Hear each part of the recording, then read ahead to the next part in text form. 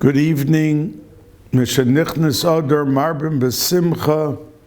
And as tzaddikim always said, that the simcha, the rejoicing, prevents all of the negative atmosphere, and it pulls a person out of their depressed, difficult matzav, because simcha has an overwhelming effect on the ruchnius of the person.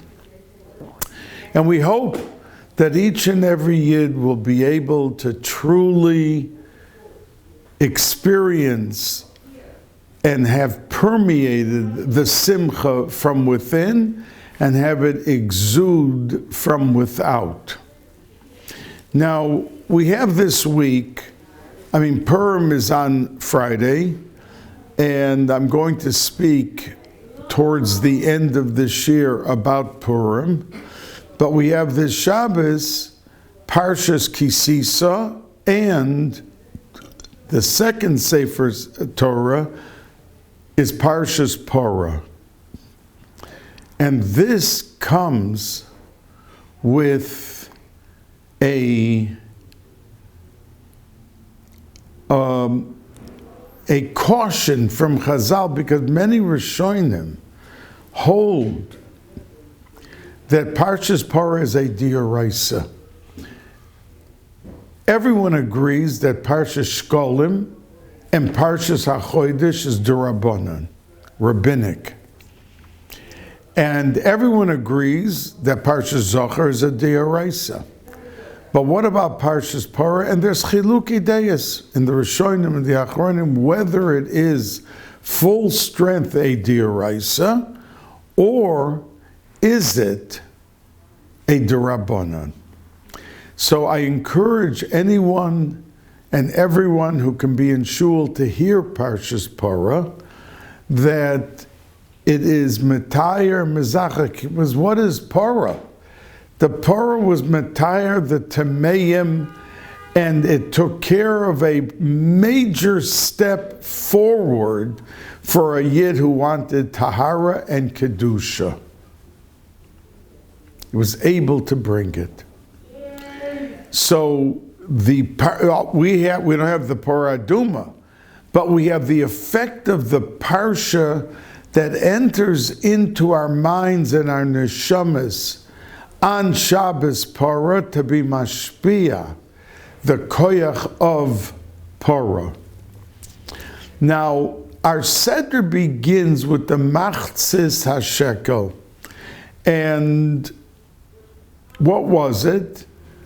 And Rashi brings a chazal that Moshe Rabbeinu didn't fully understand. Just like we spoke about the menorah, he didn't understand. So the Machzis HaShekel, that coin, HaKadosh Baruch Hu held it up in fire and showed it to Moshe Rabbeinu. And then he understood. Why was it so hard for Moshe Rabbeinu to understand that a coin, a half of a shekel, had to be given? So what was the difficulty in understanding? And the answer, say the Chazal, because he was perplexed. Because here you were taking money and you were using that money, the Machzis HaShekel, which each and every Yid gave, and it was going to support Kedusha. But he saw in a coin the power of destruction. A house can burn down with fire. There can be many problems, but you can also take fire and you can cook and you can warm up a house. You can do many things with it. So this diametrically opposed concept of what money is, that's what troubled Moshe Rabbeinu. That how could it be this and it be that? And the reason why, say Chazal, that the pasuk says, He'osher lo yarbe, v'hadal lo yamit, that the rich man had to give a half of a shekel and not more. And the per man had to give a half a shekel, the same thing, and not less. Now the per man, we could understand why the pasuk says this, because a person who's truly poor, even to put the half a shekel together, was pressing him to do something which would accomplish whatever the avoida had to be, but he couldn't come and say, look, I'm so poor, give it to me for less. So that we could understand why the pasuk says that. But why didn't the Torah allow the rich man to give more? In other words, if let's say he said, I am able to give 50 half shekel, I want to give more. Please close the door there. Thank you. That I want to give more, but the pasuk says, He'osher lo yarbe.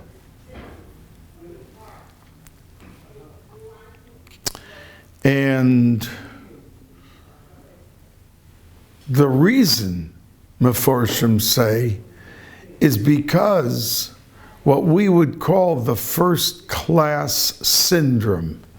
In other words, in a domestic flight that's an hour away, why would somebody have to pay the extra money to sit up front? It's only an hour, yet it's always full. You have people that want the first class. Now, if someone's going, let's say, to Eretz Yisrael, he may be on a business trip, he has to be alert, he has to be awake. So we can understand he wants a more comfortable seat, so he should be able to sleep a little, and he should come there refreshed and not so tired. But for someone going on a domestic flight that's just an hour away,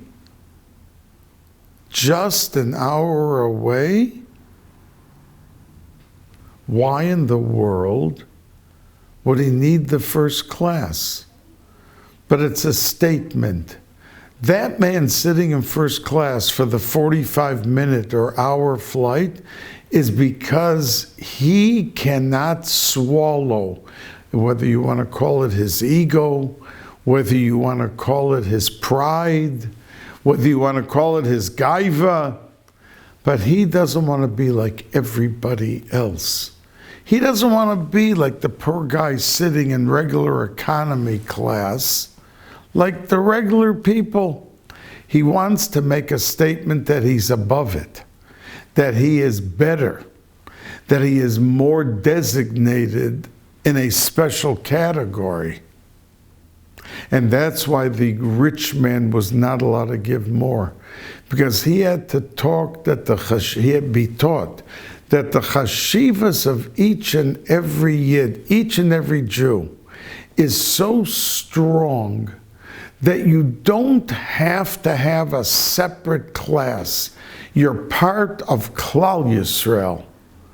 And just like the poor man who's struggling to come with the machzis hashekel, you come with the same machzis hashekel because you are part of that same Klal Yisrael, and you are choshev because you are a Yid, and because you are in a level that you are able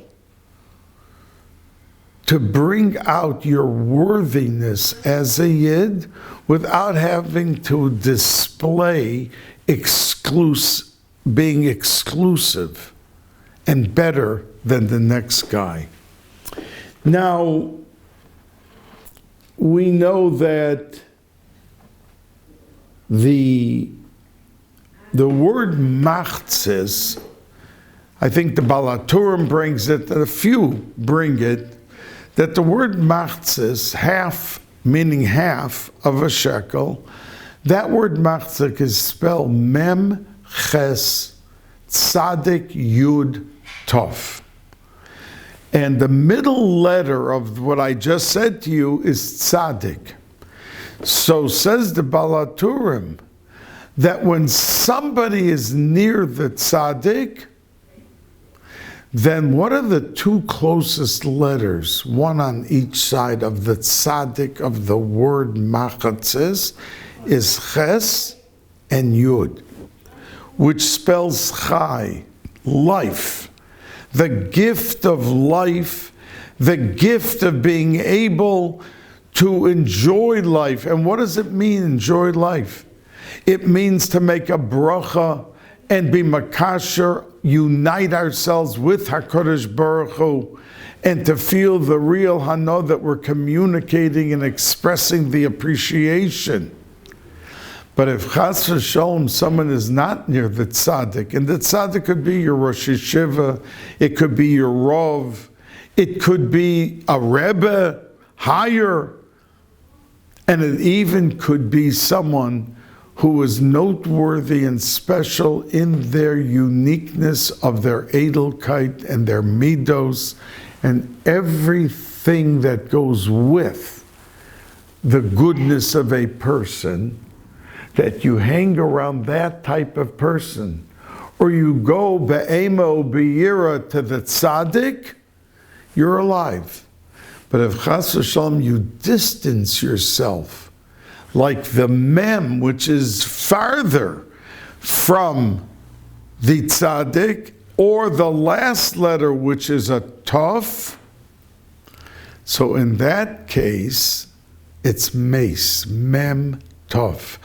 The person could be alive, and it could be walking around and going to shul, but if the influences that surround him are negative, then he's a walking dead person. There's no growth.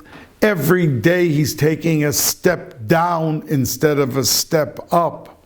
So we have to seek out and make sure that our surroundings are with people, not the ones who are sitting in the last row talking during Kriyas HaTorah, like the Skolya Rebbe Zecher Tzadik Livracha used to often say, that never somebody in shul who's talking during Kriyas HaTorah or during davening, if they would know the midas hadin, the severe attribute of din, of judgment, that they're putting on themselves and their family, they would never open their mouths, because they would distance themselves from this magnet, this chukka, to talk about this and talk about that, because the end result is so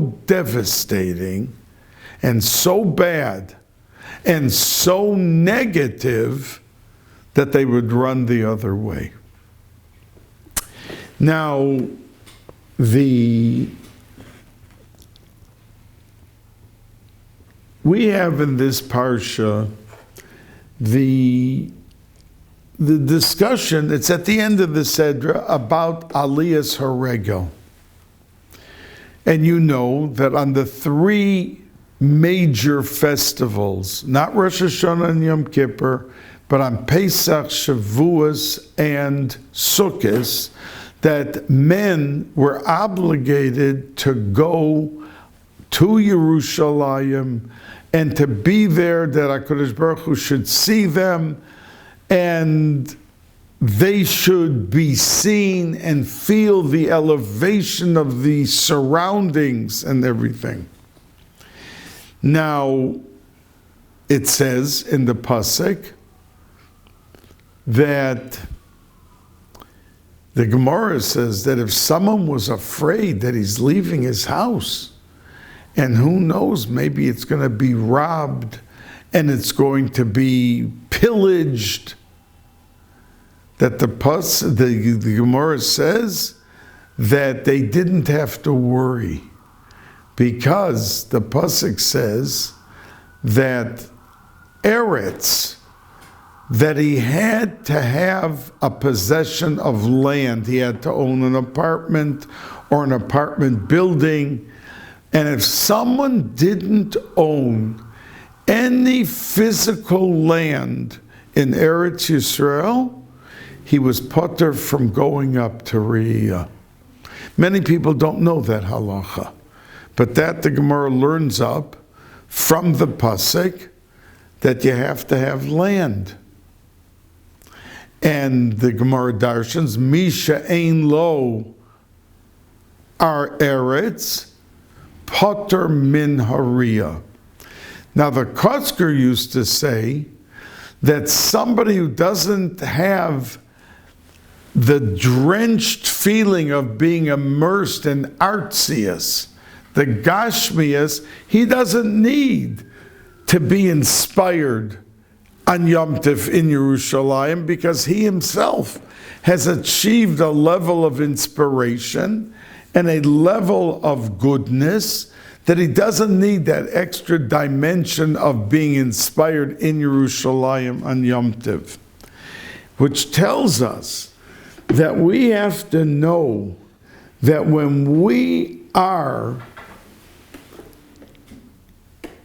working each and every day of our lives to become better and to become more worthy of the time that we were given here in Olam Hazeh, that we have to take it as a message to grow. Unfortunately, many at age 75 are just like they were when they were 30 or 25. Their Shabbos, the same Kiddush, the same Shabbos tables. Does he say a Dvar Torah by every Suda? Does he elevate the neshamas that are in the food, like the Arizal says, and it's the Divrei Torah? And for someone who says no Dvar Torah, that's why we say Shir Amalos, says the Arizal at the end of eating, because those are psukim from Tanakh, from Tilim, the Shir Amalos, and that serves as the Divrei Torah that you are able to elevate everything that was there in the Suda. So the growth factor is a backbone of what a Yid has to do and feel and elevate himself.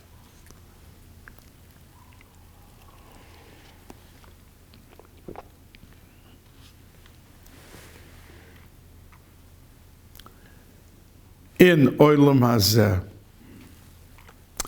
Now, we know that after the Torah begins this Shabbos and talks about Machzis HaShekel, it goes into the Kiyor, a few psukim, and then we go into the inyan of Shabbos.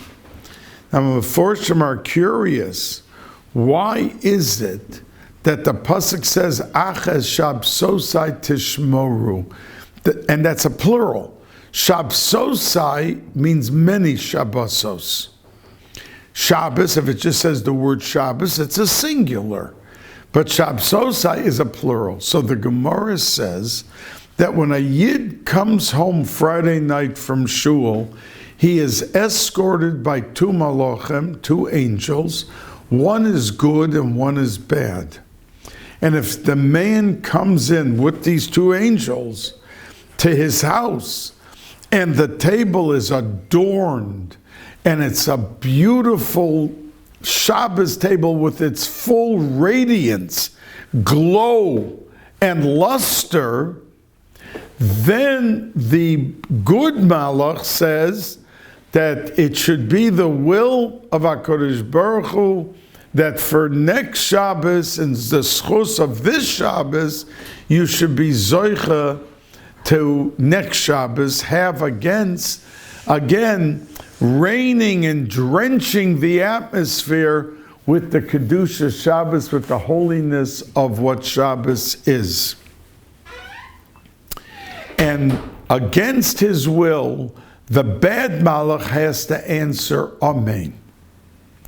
But if Chas v'Sholom, somebody comes home and the two angels are there and there's no Shabbos table, he has a tuna fish sandwich waiting for him like he would come home on any Tuesday or Wednesday or Thursday, then the bad malach says, this is what you should have for next Shabbos, and unfortunately the good malach has to answer amen to it. So the point is, we have to grow with our Shabbosos. Now there's an interesting halacha with Shabbos, that a goy that kept Shabbos has a death penalty. Now, why is that? If the Rambam says that if a goy does a mitzvah, he's not mitzvah, he's not commanded to do it. But let's say a goy puts on tefillin. The Rambam says he gets schar mitzvah. Not the level of a yid, but he gets actual reward for it. So why, if he keeps Shabbos, would there be a halacha? And this is the halacha, that there's a death penalty. And the Mefarshim explain, because there is a distinct difference, and a very, very basic difference that you have when it comes to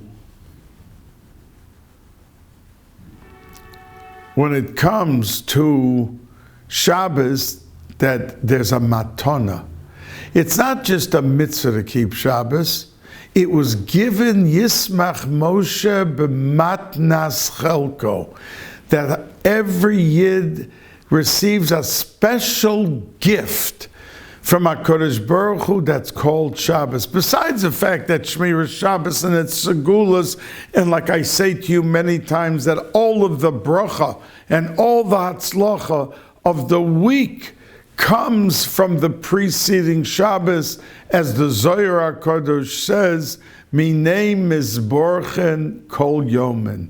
That Shabbos is the projector and the one that gives you whatever success. Somebody suddenly has success in business more so than ever before.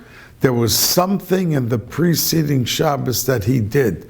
The way he sang his miras, the hislavas, the hisragshus of his miras, of his dvar Torah. He wanted to make sure that there's no dvorim betelim at the holy. Our tables are like a mizbeach. And there were many things in regard to the mizbeach with the korbanos that even if you thought something wrong, it passed up the korban.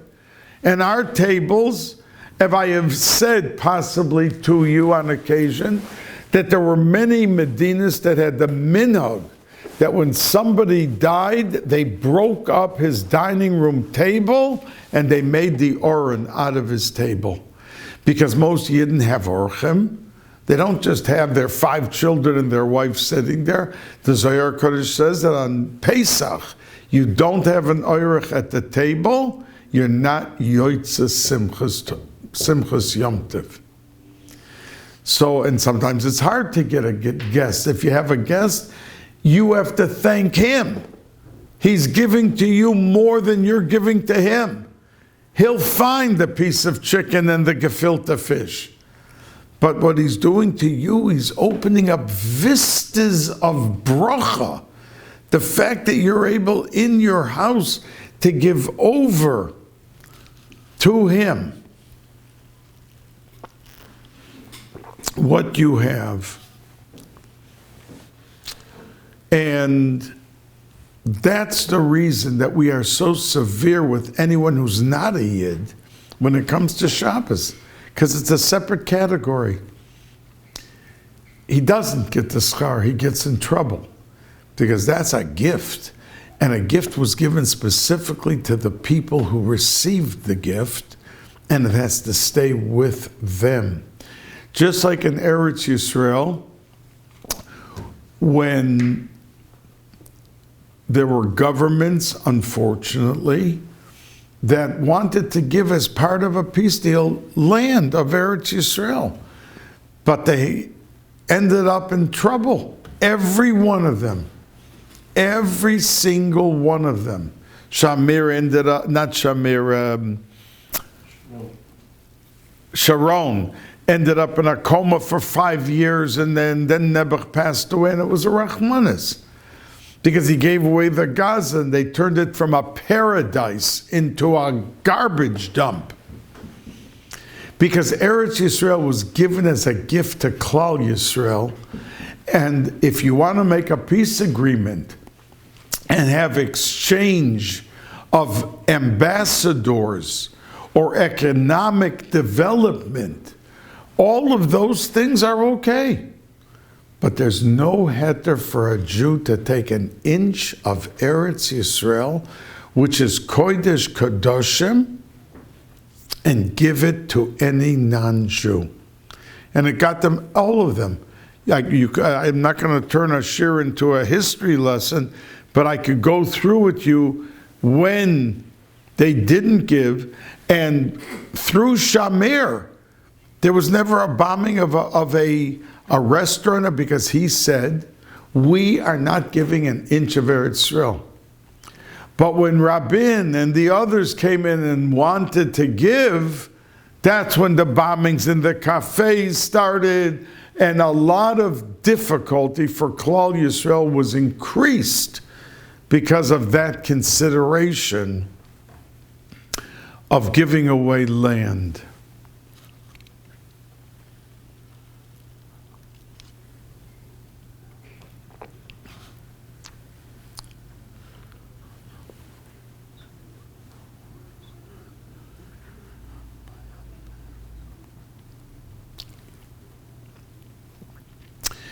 Now, after the Parsha finishes, we know that the only one that we give the first Aliyah in Parsha Sisa, and the second Aliyah, the first Aliyah is a Kohen, and then a Levi.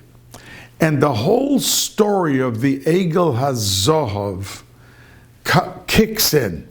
And half of the Sedra is up till Shlishi. And after that, it's the last 40% of all the psukim that are in Parshas Kisisa. But it talks about the Maisa HaEgel. Now, there are two words in the story, if you take a look in the Parsha and the Chumash, that Moshe Rabbeinu was up there, and the troublemakers down here in the world were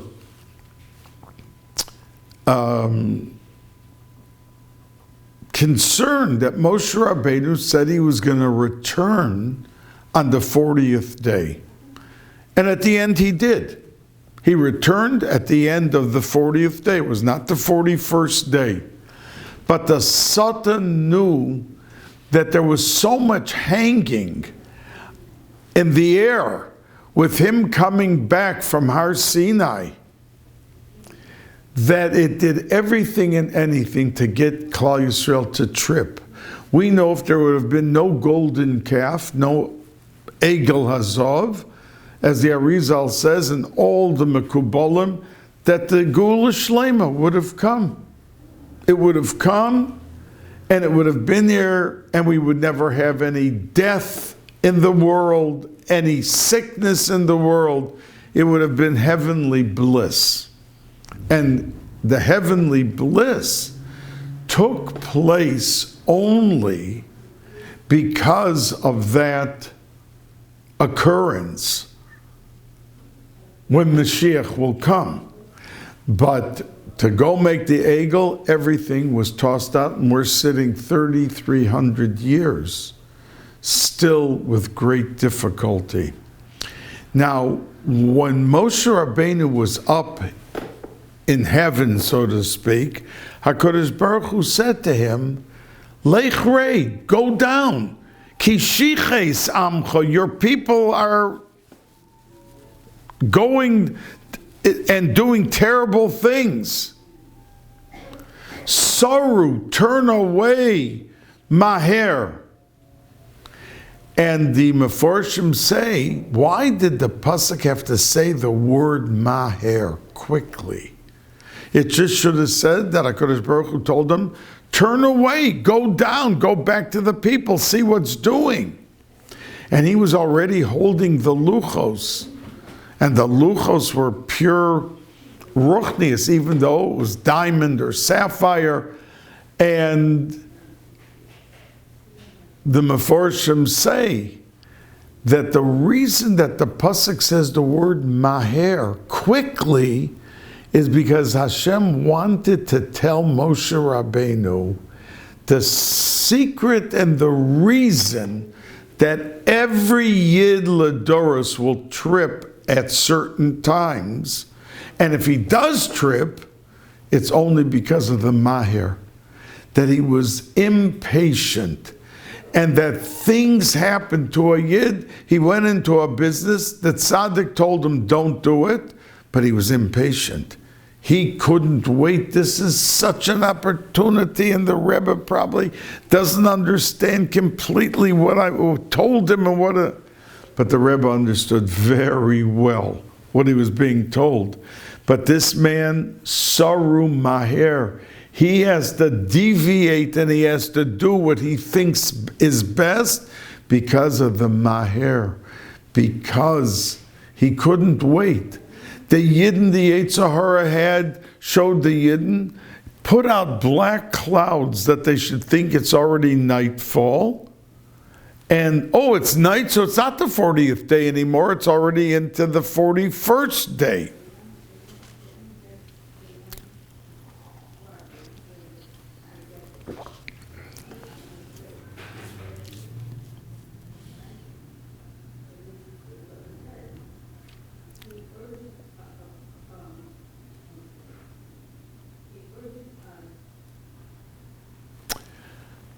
And when it was dark, they showed through the black clouds. The Satan had the Aron of Moshe Rabbeinu. It looked like he was in a coffin. That means he was already on his way to heaven. He's gone. And the Ramban says when they made the golden calf, it was not Avodah Zorah. They just wanted a mamutza. They wanted an ambassador in between Klal Yisrael to HaKadosh Baruch Hu. And since Moshe Rabbeinu is now gone, so therefore their answer was simply to take some other vehicle and be able to communicate through that vehicle. Now,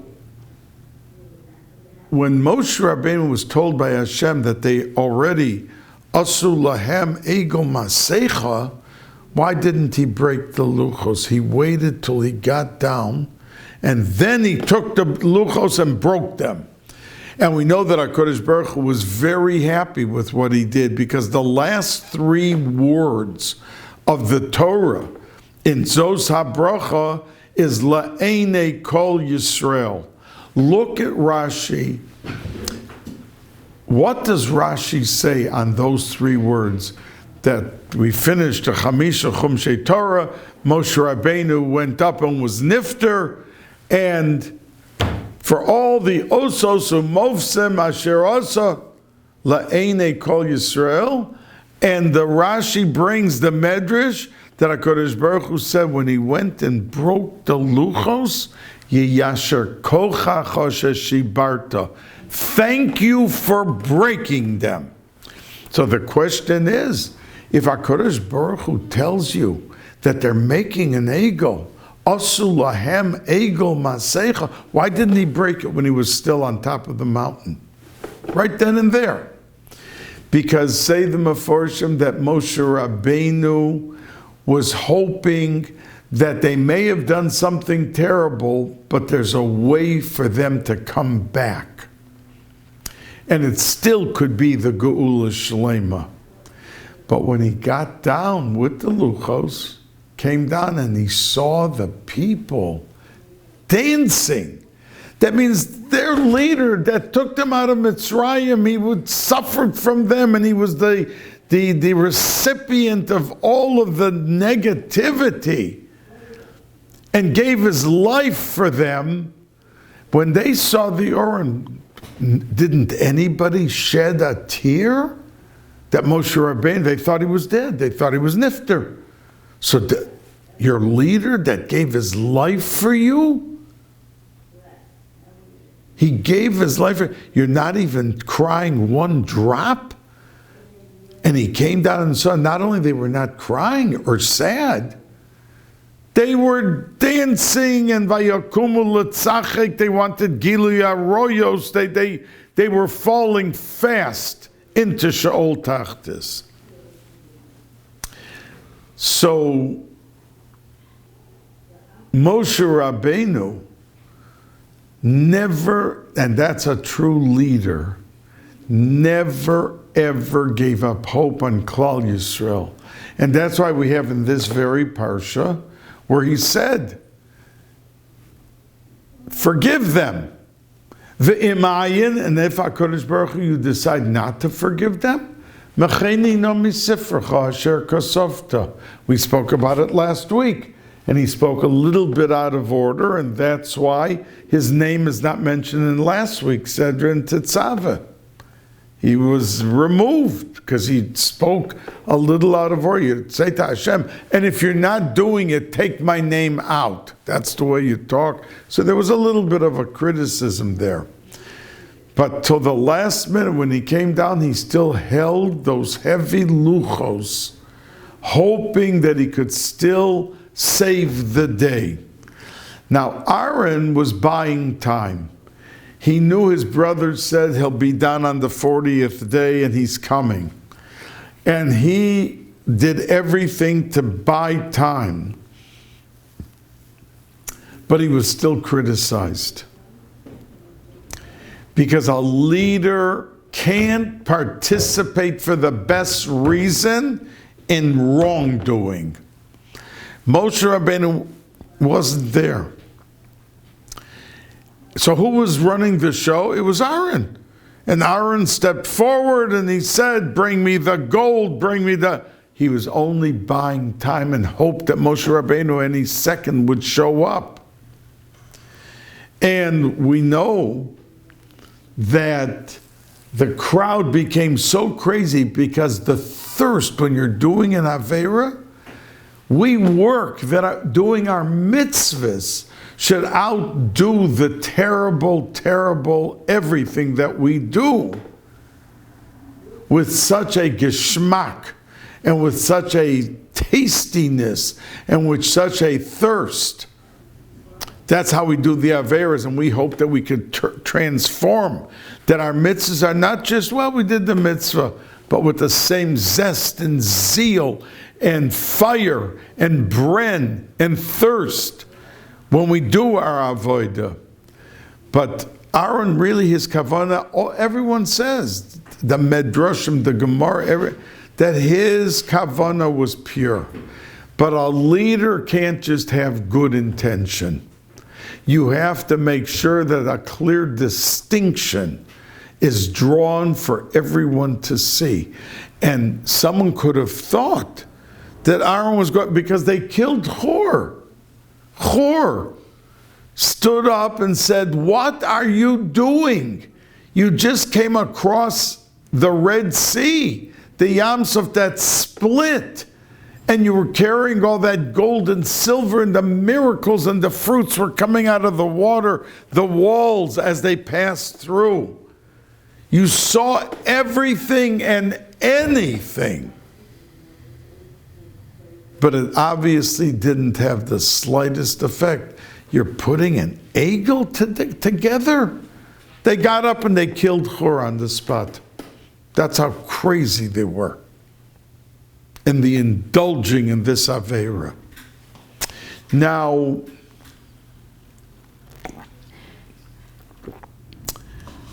there is a famous question that answers, in other words, the question that I posed before, why didn't he break the luchos up there? So our answer was that he still had hope. But when he saw them dancing, not only were they doing, but they were dancing. No avelis for Moshe Rabbeinu, and they're dancing. He knew there was no hope and he broke the luchos. But they offer another insight. And that is, after he broke the luchos and dissolved the egel immediately, there was remorse in the hearts of the Jews, what they had done and what happened here. And the Meforshim say that the only time that a person really laments and feels sad about a loss is when he loses it. We go through life with parents, with wives, with husbands, with children, with our shuls. Our Kodesh Baruch Hu is so good to us. Do we fully appreciate it? But chas v'shalom, somebody loses the father, the mother, the spouse, lo aleinu, lo aleichem, 1,000 times. That's when we start to cry with the loss that we had such and such, and today we don't have it. So we have to not only work on ourselves, but work on our children, that they should become more appreciative. Go visit the Baba and Zayda every Sunday, not just twice a year and before Rosh Hashanah, Tevin Shana, Gut Yor, and Tebet. But these are priceless gems that represent the Hoshal Shelis of Klal Yisrael and the past. And when a Zayda who doesn't know how to use a cell phone or a fax machine, but believe me, his life was richer when he was growing up 80 years ago as a 6-year-old boy in that little village, and they were happy with potatoes on Pesach. And they were happier and richer people for what life really means. So when a child goes and visits a Zayda that's 85 and he hears from him how the shtetl was and how everything that he had was, that's immeasurable, priceless. And that's why we shouldn't wait till they die or till they're nifter to then lament, oh yeah, I should have done this, I should have been there more, and I should have appreciated more. Now,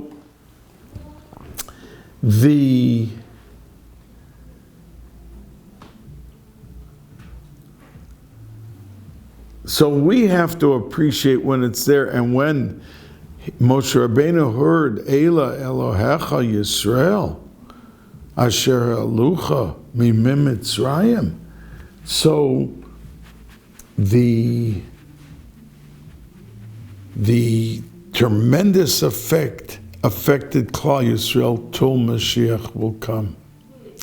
Now, we know that Moshe Rabbeinu, after this story, said, Mi Lashem Elai. Whoever is in the camp of HaKadosh Baruch Hu, step forward. Vayeyasu Elav Kol B'nei Levi.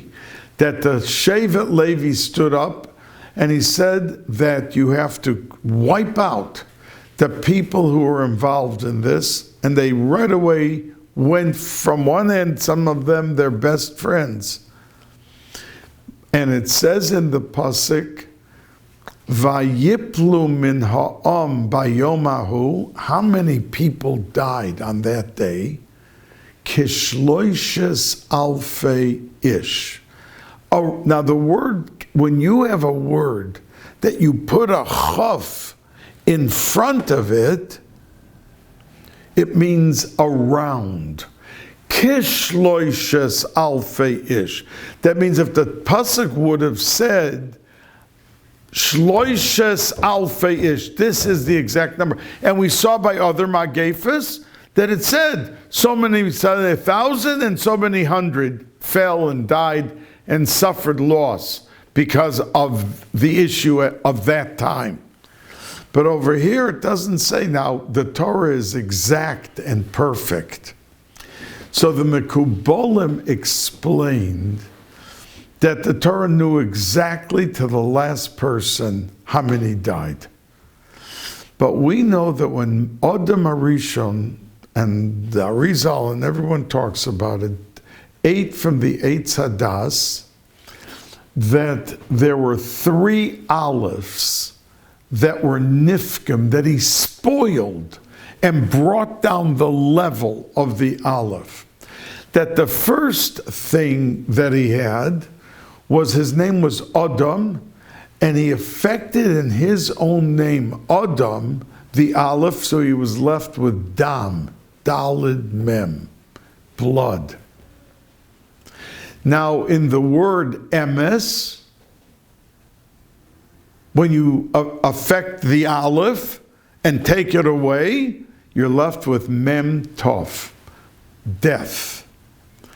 And in the word or, which begins with a light, which begins with an aleph, you can be nischalef and it becomes an ayin, which means skin, which means the light of the world was taken away, as we know, and I spoke to you about it, that the or is only the or hagonas was taken, and the light we have is the substitute.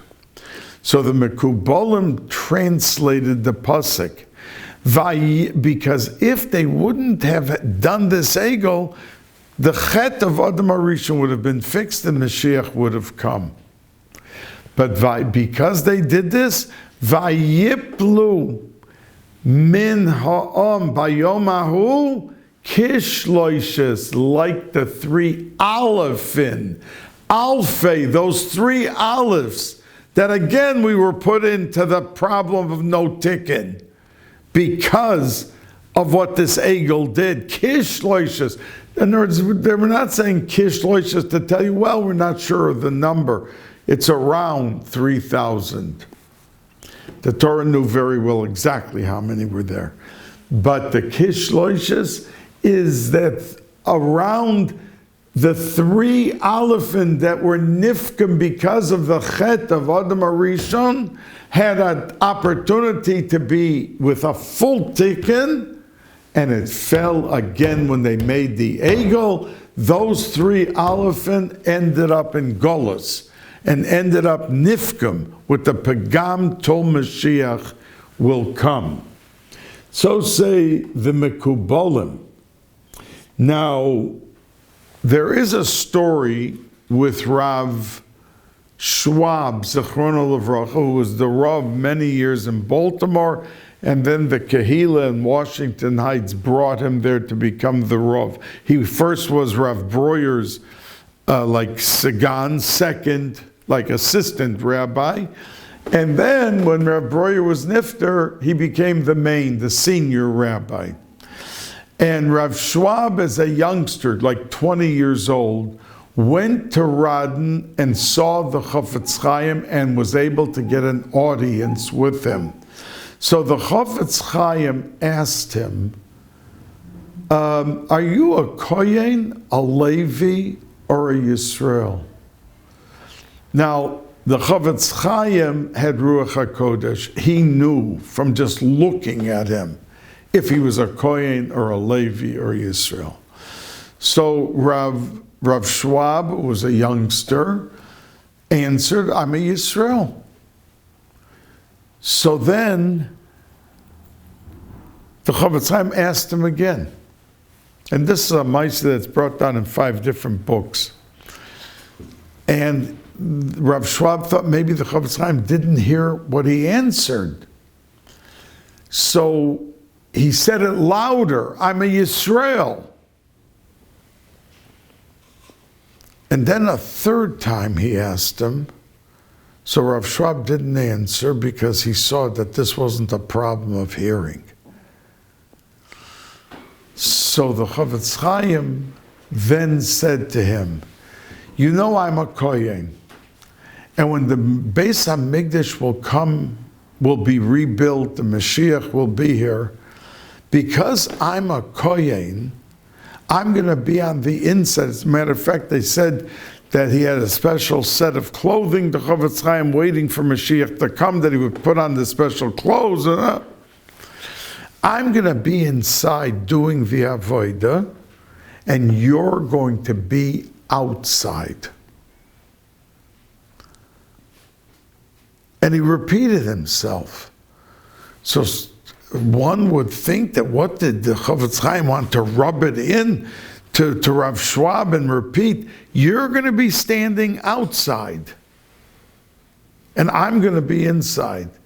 Because Shevet Levi, when Moshe Rabbeinu said, Mi Lashem Eloi, they didn't consider who it was or how popular. Mi Lashem Eloi, that they had to step forward and separate themselves from the rest of Klal Yisrael.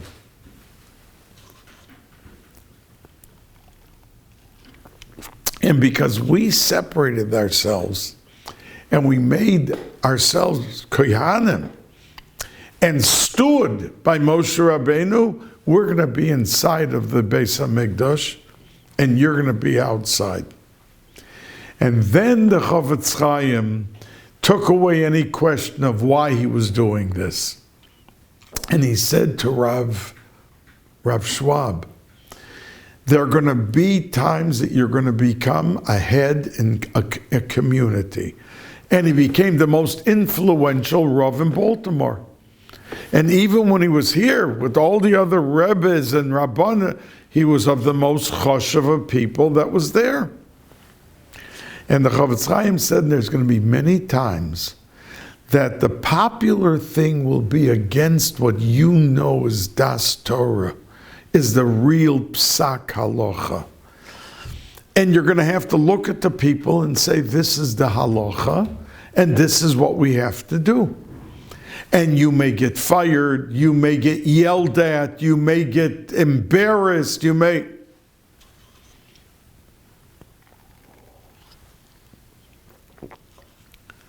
But never forget the Mi Lashem Eloi. So I want to take now, even though I have a lot more to talk about Parshas Ki Sisa,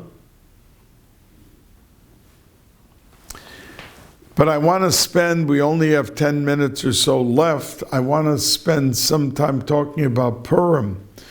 I've said to you that Purim is in a world of its own acclaim, and that when Mashiach will come, everything will change, how we keep Yom Kippur, how we keep Pesach, but not Purim, because it's untouchable. It's above and beyond, before Mashiach, after Mashiach. And that's the reason that the 4 mitzvahs that we have, which is mishloach, because if you look in Shulchan Aruch, it doesn't call it shalach manos. It's called mishloach manos. And the Suda is called mishteh. And the Megillah is Megillah. And matanos le'evyonim. So all 4 mitzvahs begin with a mem.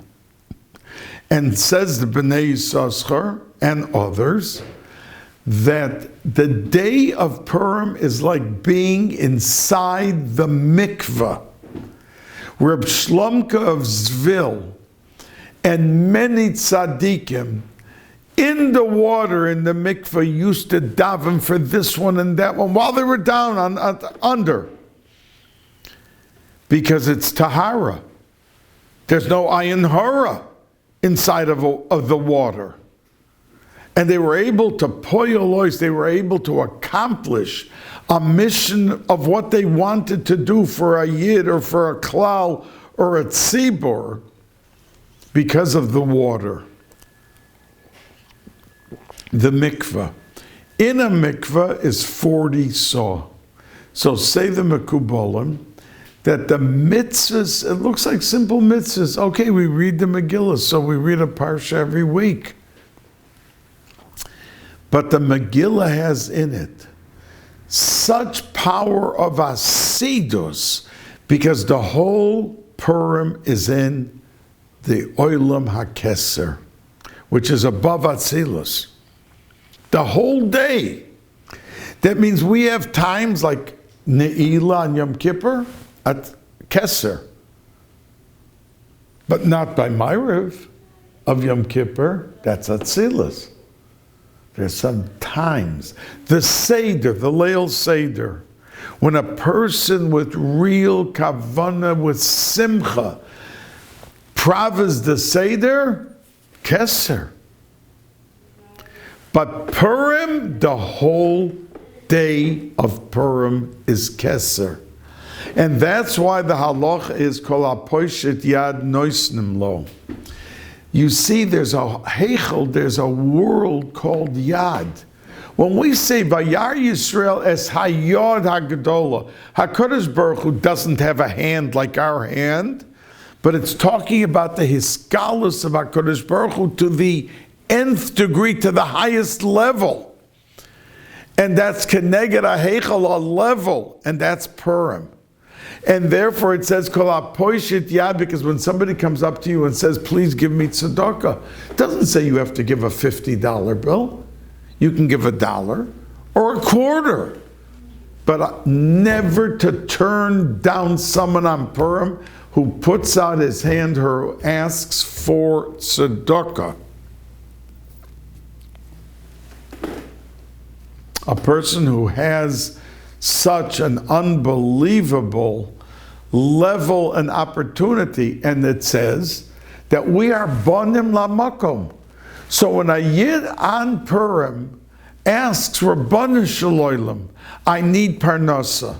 Rabbanu Shalom, I need 2 shidduchim for my older children. Rabbanu Shalom, my nephew has no children. He needs a child. So it says in Chazal that just like we're told that if someone, a yid, is poishet yad to us, we have to give him, HaKadosh Baruch Hu keeps his Torah also. So if we're begging or asking HaKadosh Baruch Hu and we're poishet yad, it's noisnim lo. Now, it may come out that that person who needs a child doesn't have a child, but he has a brother that had no children that suddenly has children. It could be a grandchild that he does have a child, but the grandchild does not have any children. And that's when it kicks in. No one is turned down, but we just don't see the aspect, the way, the format of how it is answered. And that's the reason that there's such an Indian as Ad Lo Yoda. Now, I think, as many have said, that this business of getting so drunk that 6 hours of Purim, that you're in the Kodesh Kadoshim of the world, that you're wasting it and being drunk. That means a person could drink a little and he becomes a drop shaky, or he could go to sleep for 10 minutes, as the poskim say. Because ad lo yada, when you're sleeping, you don't know. So you sleep for 10 minutes, you're yotze the ad lo yada. But certainly not to waste the day and to carry away whatever it is, because Mordechai and Esther, it says, they were Nevi'im. They knew from the very beginning, never would a yid be killed. They knew it. So what were they sitting there crying and putting on the sackcloth? And they did it because they had to pick up Klal Yisrael. Klal Yisrael had such a pirud, such a pagam in what they did, that they had to be shaken up at their very roots. And that's the reason that going through this charade of fasting, and they fasted on Pesach, which means a mitzvah aseh d'oraisa of matzah and haggadah, they didn't do. They fasted and they were mevatel. Those 3 days that the fast took place were on Pesach, the beginning of Pesach. So Baruch Kodshabi, through her nevuah, she saw that this is what had to happen, and that they were able to carry the day with this fast day, and that's why we fast the day before, but we come to the Mishta and Simcha, which is higher than the fasting. And that's why Moshe Rabbeinu wanted to have Hoshana Rabbah as the seal, and not Yom Kippur, because Yom Kippur we're crying and we're fasting, but there's a higher madrega, Simcha. And Moshe Rabbeinu saw that and wanted that the Yidden should not have their final chasima sent off and finalized on Yom Kippur. The chasima took place, but the envelopes, the piskin, we say piske tova, good kvittel, sat on the desk of HaKadosh Baruch Hu, was not sent out until Hoshana Rabbah, because he wanted it mitoch simcha.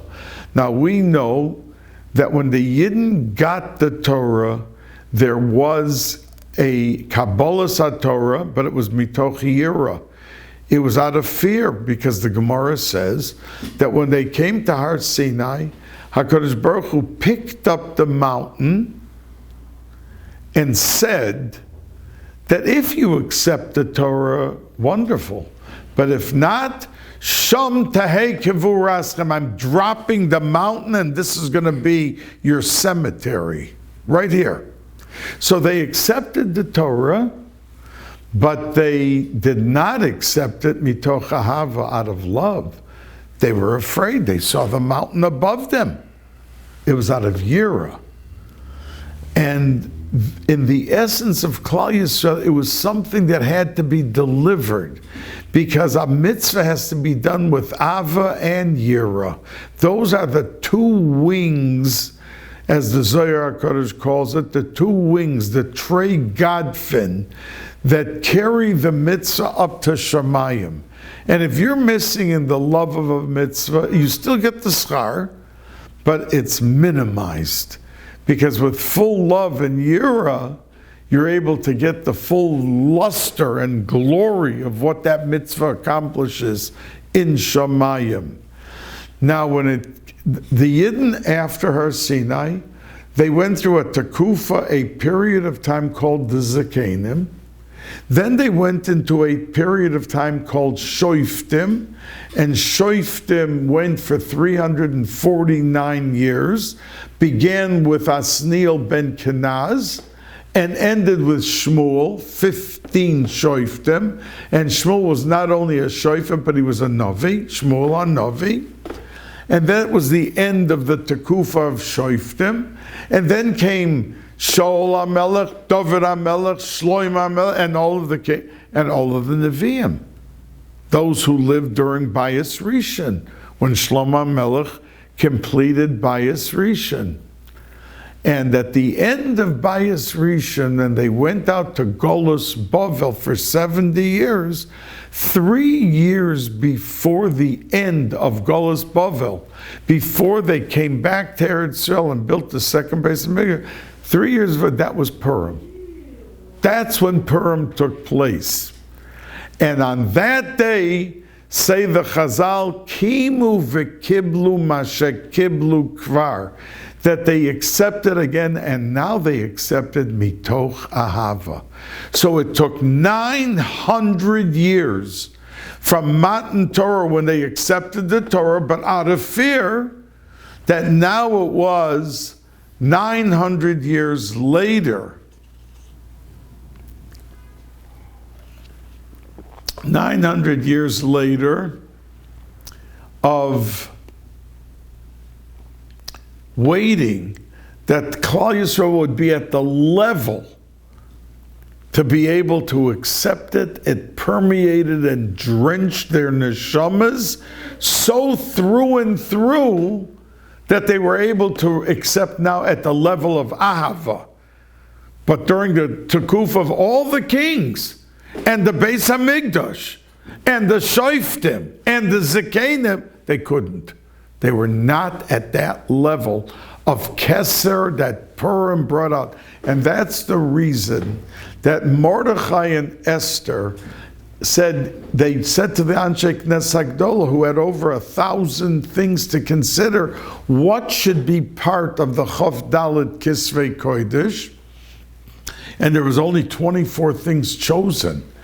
So those things that were chosen became the Ksav.